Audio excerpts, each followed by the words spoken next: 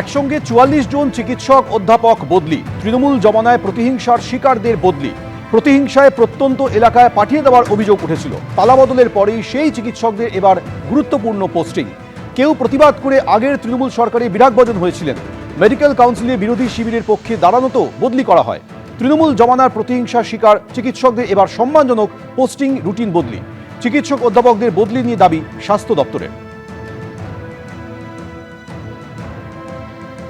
একসঙ্গে ৪৪ জন চিকিৎসক অধ্যাপককে এবার বদলি। তৃণমূল জমানায় প্রতিহিংসার শিকারদের বদলি সিদ্ধান্ত স্বাস্থ্য দপ্তরের।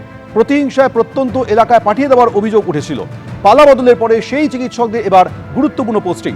কথা বলবো সন্দীপ সরকার আমাদের সঙ্গে রয়েছেন। সন্দীপ, দেখো, আজকে এক ধাক্কায় ৪৪ জন চিকিৎসক অধ্যাপক যারা রাজ্যের বিভিন্ন প্রান্তে বদলি হয়েছিলেন, মূলত দূরবর্তী প্রান্তে, তাদের আবারও তাদের নতুন করে বদলির অর্ডার বেরিয়েছে স্বাস্থ্য ভবনের তরফে। যেটা চিকিৎসক মহলের একাংশের অভিযোগ ছিল যে এদের মধ্যে অনেকেই রয়েছেন যারা আগের সরকারের প্রতিহিংসামূলক বদলি নীতির শিকার হয়েছিলেন বলে অভিযোগ। এদের মধ্যে যেমন রয়েছেন এসএসকেএম এ কুকুরের ডায়ালিসিস কাণ্ড রুখে দেওয়া নেফ্রোলজি চিকিৎসক অর্পিতা রায়চৌধুরী, যেমন রয়েছেন মেডিকেল কাউন্সিলের ইলেকশনে বিরোধীদের প্যানেলে ভোটে দাঁড়ানো একাধিক চিকিৎসক অধ্যাপক। তাদের কেউ কলকাতার বিভিন্ন মেডিকেল কলেজ হাসপাতালে গুরুত্বপূর্ণ পদে ফিরিয়ে এনেছে নবনির্বাচিত সরকার।